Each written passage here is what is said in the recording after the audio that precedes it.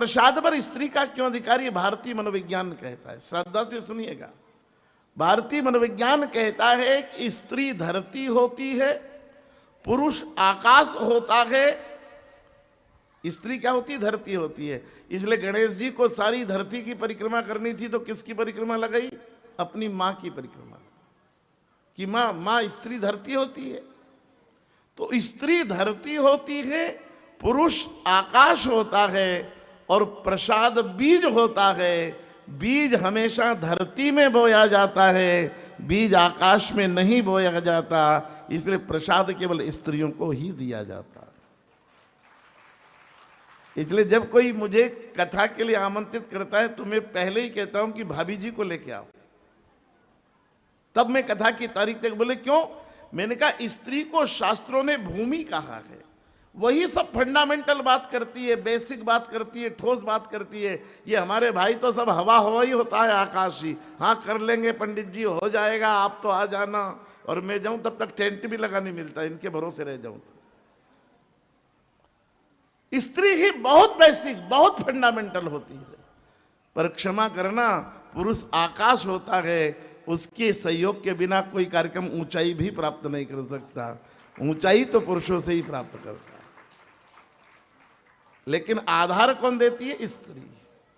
इस दुनिया का बेस है स्त्री, उसका शिखर है पुरुष। शास्त्र यूं ही नहीं बोलते। और इसलिए तीनों रानियों में प्रसाद बांटा गया।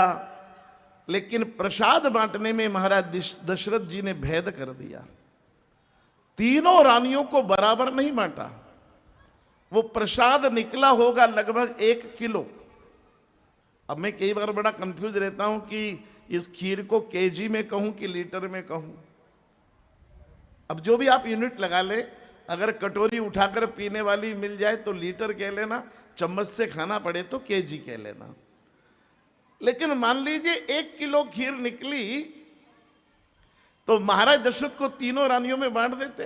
अगर उनका भी गणित इतना ही कमजोर था जितना मेरा कमजोर है, तो मैं दशरथ जी को सलाह देता हूं कि एक काम करते, अगर 1 किलो में ठीक से नहीं बांट पा रहे थे तो तीनों को बांट देते 300-300 ग्राम, बढ़ गया ना 900 ग्राम। फिर बांट देते 30-30 ग्राम, बढ़ गया 90 ग्राम। अब बचा केवल 10 ग्राम, खुद खा लेते। अरे इतना तो खाने का अधिकार है यार बांटने वाले को। इस देश में एक प्रधानमंत्री हुए राजीव गांधी, वो तो कहकर गए कि मैं 1 रुपया भेजता हूं, 85 बांटने वाले खा गए, नीचे बंदर ही पहुंचा। तो अगर किसी के राज्य में 85% बांटने वाले खा गए, तो क्या दशरथ जी 10 ग्राम भी नहीं खा सकते थे? चलो 3-3 ग्राम और बांट देते तो तीनों रानियों को 333 मिलना था। लेकिन विभेद पैदा कर दिया दशरथ जी ने। कैसे बांटा? तुलसी ने बंटवारे की फोटो, पेपर की फोटोकॉपी रामायण में लगाई, और उन्होंने बंटवारे के कागज रखे। कैसे बांटा? बोले अर्ध भाग कौशल्य ही दीना, उभय भाग आधे करी कीना। अर्ध भाग कौशल्य ही, जो प्रसाद निकला था उसका आधा भाग यानी आधा किलो तो सीधा कौशल्या जी को दे दिया। और फिर आधा भाग जो निकला, आधा किलो बचा, अब 1 किलो में से आधा तो कौशल्या जी को दे दिया। वो जो आधा किलो बचा उसके 2 हिस्से किए, पाव भर। पाव भर तो समझते ना आप, 250 ग्राम। तो जो पाव भर था वो अब सुमित्रा जी का नंबर था। तो महाराज ने सुमित्रा जी को, इधर आओ, सुमित्रा जी को संकेत किया। तो सुमित्रा जी ले आई। बस 4 कदम ही आगे बढ़ी थी कि कैकेयी बाजू में खड़ी थी। एकदम देखा कि इन्होंने सुमित्रा जी को बुलाया, हमें तो बुलाए नहीं। तो एकदम वही कोने में से चिल्ला दी। और क्या चिल्लाई? कैकेयी कह नपसो दयूं। कैकेयी ने नप से कहा कि मारे हमें भी तो दो, इन्हीं 2 को दोगे क्या, हम नहीं है क्या? इतना सुना तो सुमित्रा जी जो 4 कदम आगे बढ़ चुकी थी वापस पीछे हट गई और कहा नहीं कैकेयी पहले तुम ले लो, मैं बाद में ले लूंगी।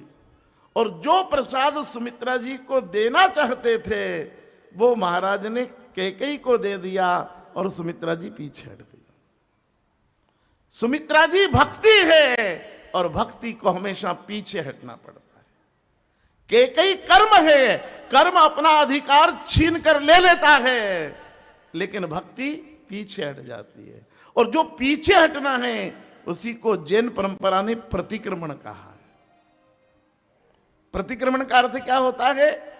अपने अधिकार के लिए दूसरों की चीजें छीन लेना, ये अतिक्रमण कहलाता है।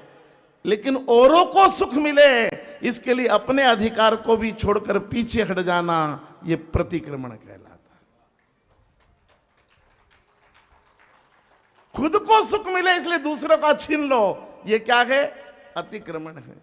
लेकिन औरों को सुख मिले इसके लिए अपने जगह से भी पीछे हट जाना, ये प्रतिक्रमण है। जिंदगी में करना कभी प्रतिक्रमण हूं। यहां जितने जैन धर्म में बैठे हैं मैं उनके प्रतिक्रमण को प्रणाम करता हूं, भगवान महावीर को प्रणाम करता हूं। और जैन परंपरा की पाराभिषेक शब्दावली से मैं बहुत निवेदन करता हूं कि करना जीवन में कभी प्रतिक्रमण। भगवान ने आपको जो प्लाट दिया उस पर मकान बनाओ, तो आपके घर के सामने मेरी रामायण की शोभा यात्रा आ जाए, 4 कदम पीछे हट के घर बनाना। कभी डोल 11 के दिन भगवान का विमान आपके घर के सामने खड़ा हो जाए, किसी दिन कोई भजन कीर्तन करने वाली मंडली आए और आपके घर के सामने भजन कीर्तन कर सके, कभी आपके गांव का बेटा घोड़े पे बैठ के दूल्हा बनकर निकले तो 2 मिनट आपके घर के सामने खड़ा रह जाए, इतनी जगह तो छोड़ देना। हटना 4 कदम पीछे अपने अधिकारों से है। अपने दम पर, अपनी शक्ति पर, अपने पैसों के बल पर, अपने राजनीतिक प्रभाव से अतिक्रमण करना सरल है, लेकिन किसी संतों के चरणों में बैठे हो तो प्रतिक्रमण करना। कभी साधुओं का संग किया हो तो प्रतिक्रमण करना, हटना पीछे कि हम अपने अधिकार की ये चीज समाज को सौंपते हैं। जो दूसरों के हिस्से छीन ले वो अतिक्रमण कहलाता है, और अपना हिस्सा भी लोक सेवा में दे दे वो प्रतिक्रमण कहलाता है।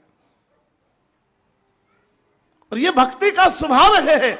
भक्ति हमेशा पीछे हटती है, भक्ति कभी आगे।